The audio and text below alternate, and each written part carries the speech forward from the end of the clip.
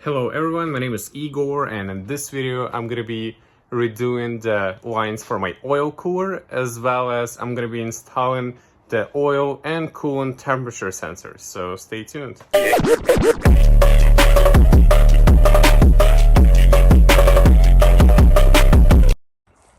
So before I'm gonna explain what exactly we are gonna be working with today, I'm gonna explain to you the reasoning behind why we are doing this mods. So I have an aftermarket oil cooler installed on my Z. It's been working perfectly. The only thing, the AN lines started to leak at the fittings where you connect the AN lines to the sandwich plate near the oil filter. So we're gonna be replacing the AN lines, and also I want to install the temperature gauge for the oil and for the coolant. The reason being, on the 350Zs there is no temperature gauge for the oil from the factory. So, and since I'm drifting this car, I really would like to know how hot the oil is, and also the temperature gauge for the factory temperature gauge for the coolant, it's not very accurate. It just shows if your car, hot or at the normal temperature, and I would like to know how hot it is exactly. So this is the reason why I'm gonna be installing this temperature gauge right here. So this is the digital temp gauge. I got it on Amazon. This is the name of it, and it includes two temperature sensors, one for the oil and another one for the coolant. Here's how the sensor is looking like. And for me to install the temperature sensor for the coolant, I'm gonna have to install this insert. This is gonna go into the coolant hose, which goes from the thermostat to the radiator. And while I'm gonna be doing that, I'm also gonna be replacing the bleeder valve, since factory one is plastic, and it's possible that it would fail. And just to prevent the failure point, I'm gonna replace it with this billet one. And this is the lines I'm gonna be working with today. They are Evil Energy. So there is a lot of I believe it's AN8 line, and it's AN10, I'm sorry, and a whole bunch of different fittings. So yeah, this is what are we going to be working with today. And as you can see, I have the car already jacked up. Thankfully I have the patch bars, so it made it very easy to jack up the car. So the first thing we're going to be doing is I'm going to drain the oil, and I'm gonna clean everything underneath, and after I drain the oil, I'm also gonna be removing the lines which I have right now for the oil cooler, just so I can plan the routing for the new lines. I think I'm gonna be doing this a little bit differently. Right now I have the lines routed through the driver's side, and it goes over there to where the oil filter is. And I'm thinking I'm possibly gonna be running it through the passenger side, since I'm gonna be removing this windshield washer fluid tank, and I think I'm either gonna relocate it inside into interior, or I'm just gonna remove it altogether for now.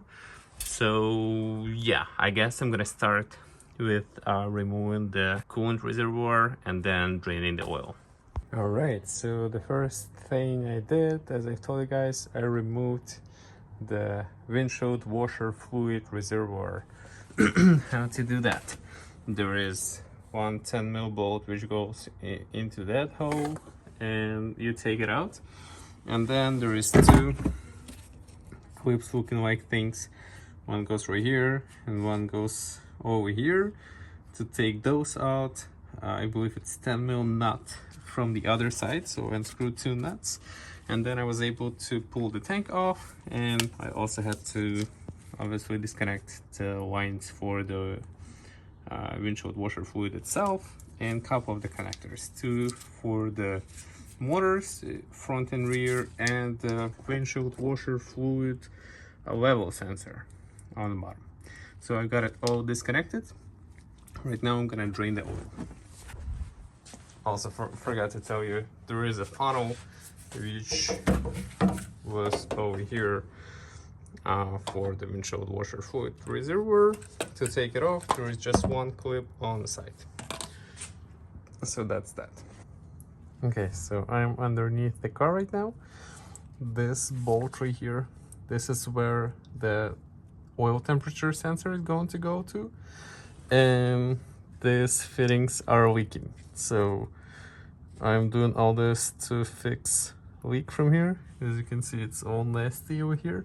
So I'm gonna drain the oil, remove the oil filter, take this sandwich plate out together with the lines, clean everything out, put the sandwich plate back on, and then I'm gonna figure out what fittings I should use on this side.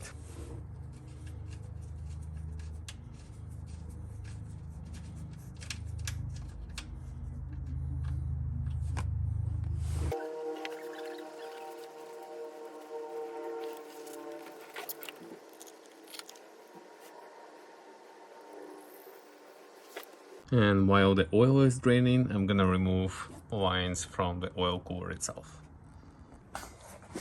Okay, so I have unhooked the lines, covered the oil cooler so nothing gets in there while I'm working on other stuff, and seems like the oil stopped draining, and I'm gonna remove the sandwich plate. Alright, so I removed the lines and the sandwich plate, but I made a huge mess over here. So I'm gonna clean it up first, and then I'm gonna show you what are we gonna be doing. Okay, so I wanted to replace an O-ring on the sandwich plate. This is the old one. And the issue I've had that I don't know what size it is or how to research it. I looked up the ad on eBay where I bought this kit, and there was no information on what size O-ring it is. So what I had to do, I went to the AutoZone and I just started looking at random oil filters to see what O-ring is the same size. So I found the oil filter, this one right here, which had the O-ring kind of similar size. So I've put it on. It fits pretty snug and nice. It's a little taller, but I don't think this is gonna be an issue. So that's that. And right now I'll clean everything underneath the oil pan and everything around where the sandwich plate and oil filter is gonna go to, and I'm gonna put it on to find out what fittings would work for me the best. Okay, so I think I finally figured out what fittings I'm gonna use. So over here I'm not gonna explain it, it's easier just to show you guys. So here is gonna be like, I don't know, what is it, like 60, and the straight piece is actually going to be attached to the hose. And over here, this piece itself is going to be attached to the hose over here, and over here it's going to be screwed on, put on the sandwich plate. And on the oil cooler, it's going to be very simple, just two 90s, one here, one over here. And for this one, I'm going to run the line a little bit to the back behind the air filter. And to run the hoses, instead of going around, I'm probably gonna drill the hole over here, and then it's gonna be very nice, I think. So yeah, then we're gonna take a look once again. Hose is gonna go out over here on top of the sway bar, so they're gonna be protected. They're gonna go over here into the hole, which is going to be here, and then probably through there, that's gonna be removed to the oil cooler. So I'm gonna make a hole first, and then I'm gonna measure how long the lines should be, and I'll make the lines. All right, so I have my lines cut. Right now I'm gonna put the fittings on the lines, so pretty much assemble the lines. Here is how it's gonna be. one line is gonna have 90° on one end and 30°, I believe it is, on the other.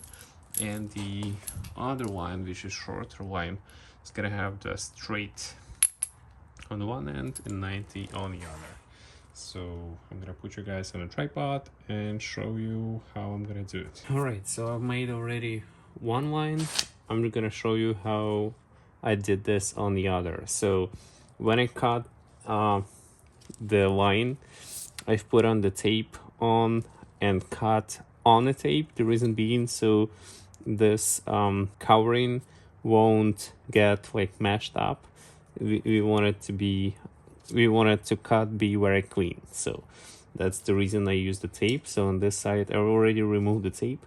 And before I'm gonna proceed with putting the fitting on, I like to burn the edges of this braided material a little bit so they stay together a little better, so they kind of like melt together. Something like this. And then we taking the fitting, taking this cover off this piece, and then this piece should go on top of it like this and hit the lip. There is a lip over here. Let me try to show you. So we need to put it in all the way against the lip. It requires kind of a lot of force, so I'm pushing in and twisting at the same time. So we can see the line is going in, but it's not all the way against the lip over there, so I'm gonna push a little bit more. Okay, so I've pushed in the hose all the way to the lip. Right now we're gonna take this piece. I like to loop it up a little bit, so I'm gonna dip it in oil slightly, just the edge. It's covered in oil, just the tip, and then we're gonna push it in and twist at the same time. And then it just threads in. It got a little tight. It would be easier to do this with the vise, but I don't have a vise in my garage. So what I'm doing, I have two big adjustable wrenches, and I use a microfiber towel just to minimize the scratching of the fitting itself. Just want to keep it nice as much as possible. So put it in like this, and then I'm taking the other wrench and just tighten it all the way. All right, so here we go. This end is finished. Right now I'm gonna do the same thing on the other side as this fitting right here. So I finally finished assembling the lines. Over here I had to use a little 45° to space out the connection to go around the intake. But here is how it looks. I used the clamp over here. Here is the hole I've made in the radiator support. I also used the clamp over here to have the lines nice and tight, and they go in sandwich plate over the sway bar. There is a little bit of space, like 15 mils, which is, I think, should be plenty. I have a temperature sensor over here. So yeah, finally, the last thing for the oil, I'm gonna have to put on the oil filter on and put in some oil. That's it. Okay, so I've installed the oil filter and poured in some oil, so I'm all done with the oiling situation. Here is, I had to add another 45° fitting over here to clear the air filter, but so good. And I also went ahead and installed the sandwich plate for coolant temperature sensor. Here is how it looks. I had to cut this hose a little bit, and I cut off the section for about the length of this insert. And also I went ahead and replaced the bleeder valve. As you can see, it's all nice and shiny, and I'm very glad I did that, because when I was taking out the old one, it's plastic like I've told you guys earlier, and it pretty much broke in my hands. So I'm glad I replaced it before it failed on me. So we're all done over here. Right now I'm gonna try to figure out what should I do with the wiring and how I'm gonna route the wires from the sensors inside the car. So once I'll figure that out, I'll let you guys know. Alright, so I finished installing the temperature gauge, and I finished also routing the wiring, so I'm just gonna show you how I did that. So here is my temperature sensor for the coolant. Here is the wiring for the sensor. It goes along this harness inside of here, and over there is a grommet for the wiring which goes from the interior. So that's how I routed this wire. Same thing for the wire for the oil temp sensor. So it goes from the bottom over here. This wire, this is from the oil temperature sensor, goes behind there, and the same way it enters this compartment where the brake master and the clutch master, and it goes into the same grommet. Over here is that grommet where both of the sensor wires are coming in, and wires from the sensors go underneath this panel over here, and then through the side and to the gauge itself. And also, as for the gauge itself, needs the constant 12 volt source and also switched 12 volt source and the ground. So the ground is right here. And as for switched and constant 12 volt sources, I've used this like extenders for fuse box. So in the fuse box I found one of the fuses which is constant 12 volt, and I believe it's this one right here. So I've plugged this extender, put in the original fuse, and also fuse for wire which goes to the gauge itself, and the same thing for the switched 12 volt. So this is original fuse was 10 amp, so it's right there, and then 5 amp for gauge itself, and both wires go up over there, and the same way they go underneath this panel, and then behind there and to the gauge itself. So it's all routed and working. I'm just gonna show you right now how it's gonna work like. So I turn on the car. This is how the gauge itself is acted up. And then on top, this is my coolant temperature, and on the bottom is oil temp. I've mounted it right here on double-sided tape as the temporary location for now, because I wasn't sure if it's where I want to keep it. But I like this location, so I think this is where it's gonna stay at. I actually already ran one drift event with this gauge on, and it's very helpful. I now see exactly what my temperatures are, and I honestly don't know how I drove before without knowing how hot the oil gets, because it gets pretty hot even though I have an oil cooler. So I definitely recommend if you do any kind of racing or drifting with your car to have an oil and coolant temps gauge. So yeah.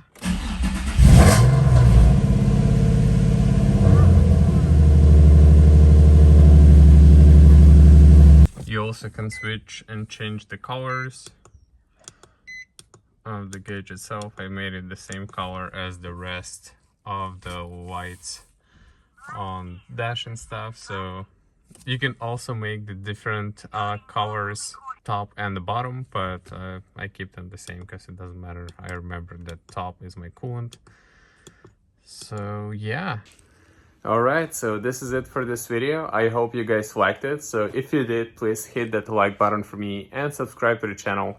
Also leave the comment down below in the comment section if you liked it or didn't like it, let me know. Or also if you know what you want to see else in the other videos, let me know. And I'll see you in the next one. Stay tuned.